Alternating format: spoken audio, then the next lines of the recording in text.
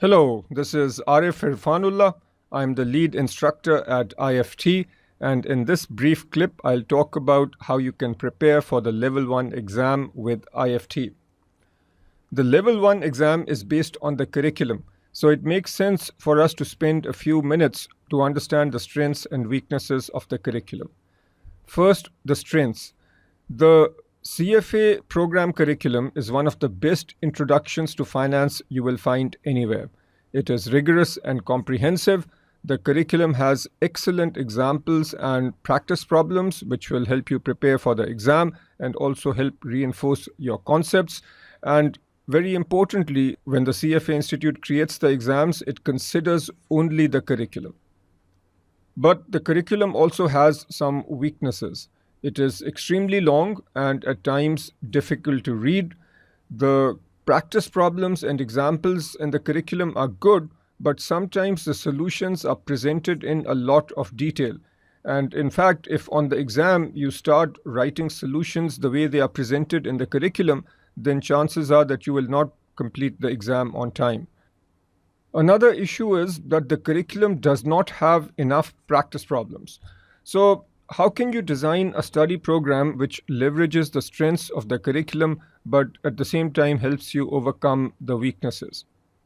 This is where IFT comes in. IFT offers a range of products and services that complement the curriculum. One of our most popular offerings is detailed video lectures. In over 70 hours of videos, we go over every section of the curriculum. We emphasize every learning outcome. And if you go over these videos, you will develop a strong understanding of the most important points in the curriculum. In addition to the videos, we also offer detailed notes. These notes are comprehensive in the sense that they cover all the sections. They also cover all the learning outcomes, and concepts which are explained over many pages in the curriculum are reduced to the most important points. So if you listen to the videos and read the notes, you will get a good sense for what the curriculum is trying to explain. In fact, I'd recommend that when you go over our material, be it the videos or the notes, you have the curriculum open. This way, if you want more details on anything that we are discussing in our videos or covering in our notes, you will have the curriculum handy. We also have video lectures based on examples in the curriculum. As I mentioned before, the curriculum has very good examples, but at times those examples are long-winded. The solutions are also extremely detailed. So in these video lectures, we describe how the curriculum examples can be solved more efficiently. We also offer a comprehensive question bank. Here we have over 3,000 multiple choice questions.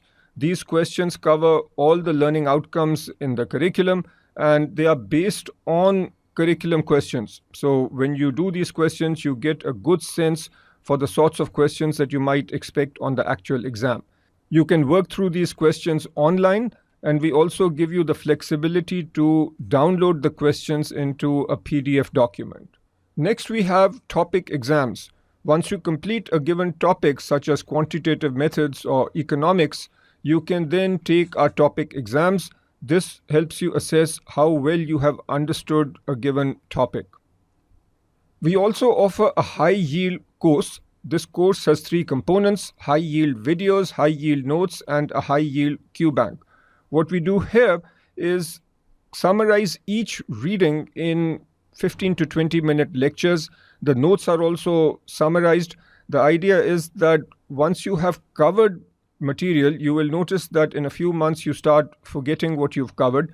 And by going through a high-yield material in a short amount of time, you can revise your concepts. Also, if you don't have much time left for the exam, then going through the detailed material can be time-consuming. In that case, you can use our high-yield course. We also offer mock exams. These should be done in the last couple of months before the exam. Once you are confident that you've completed the entire curriculum and you know the material well, you can work through CFA Institute mock exams. And if you want more practice, then you can also work through the IFT mock exams. And finally, we offer a service called Q&A with IFT. As you study the Level 1 curriculum, you might have questions, and IFT will be happy to help you with any issues that you have. Coming now to your study strategy, and at a high level, here is what we suggest. The first thing you should do is define a schedule. Then you need to study and practice based on the schedule. Try to get the study and practice done several weeks before the exam so that you have time for another round of review and more practice. And then in the final couple of weeks, you should do some more review and practice. Now let's take each of these in a little more detail, starting with defining your schedule. One of the most important things you do upfront is define your schedule. The amount of time that you spend depends on your background and situation. If you have a strong background in finance and you feel that you can learn concepts quickly, then 3 to 4 months should be enough. On the other hand, if you don't have a background in finance and sometimes it takes you a while to understand new concepts, then you should probably give this about 12 months. So you need to do a self-assessment to figure out exactly how much time makes sense for you. What we have done here is given a schedule for somebody who has an average background in finance. So we've also suggested the order in which you should study. You should start with quantitative methods because this provides the foundation. Many concepts that are covered here are then used in other topics. So spend about 3.5 weeks here. I've also shown the weightages, and the amount of time we are recommending is based on the weightage of each topic plus the amount of material that needs to be covered. So here is the schedule that we recommend.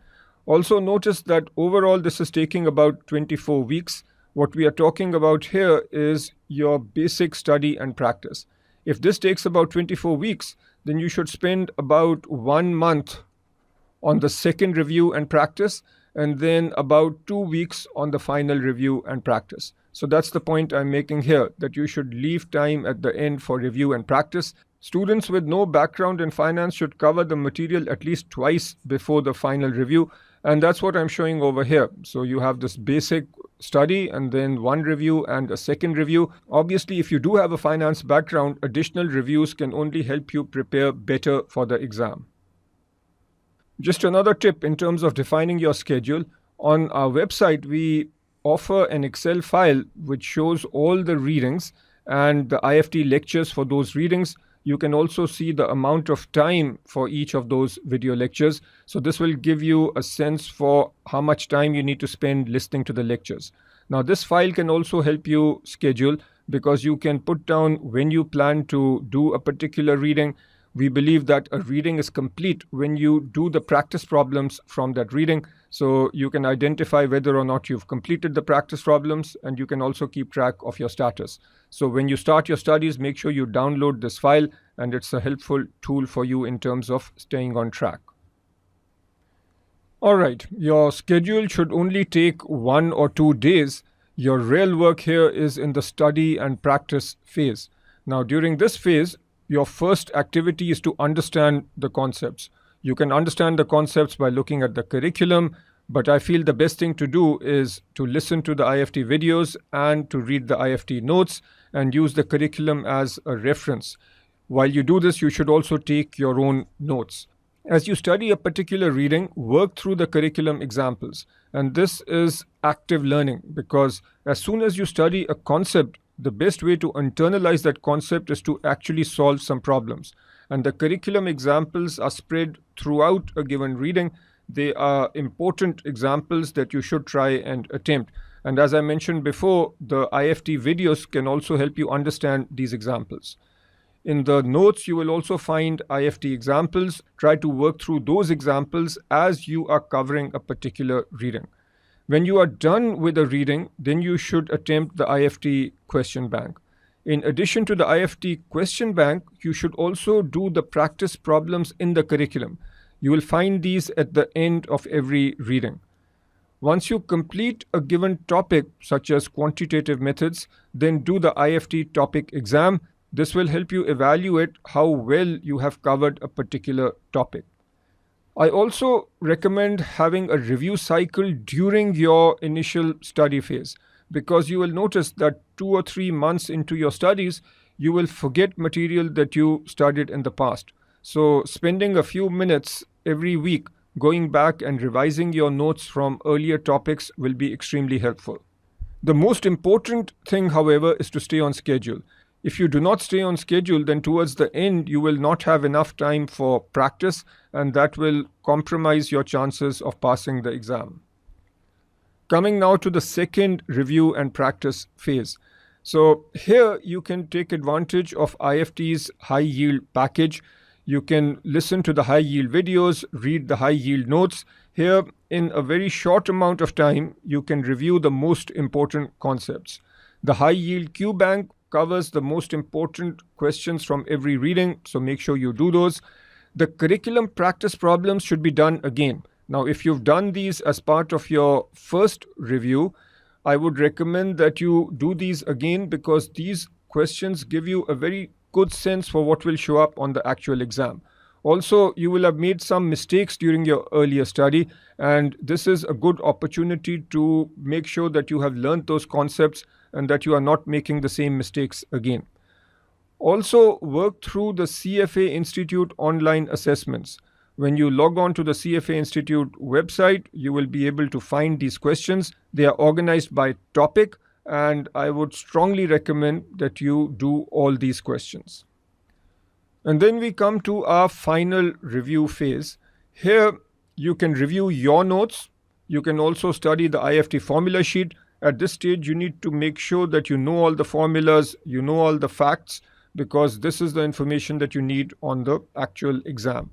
In terms of practice, you can do the online assessments again, or if you haven't done these properly during the earlier phase, then this is a good time to make sure that the assessments are done.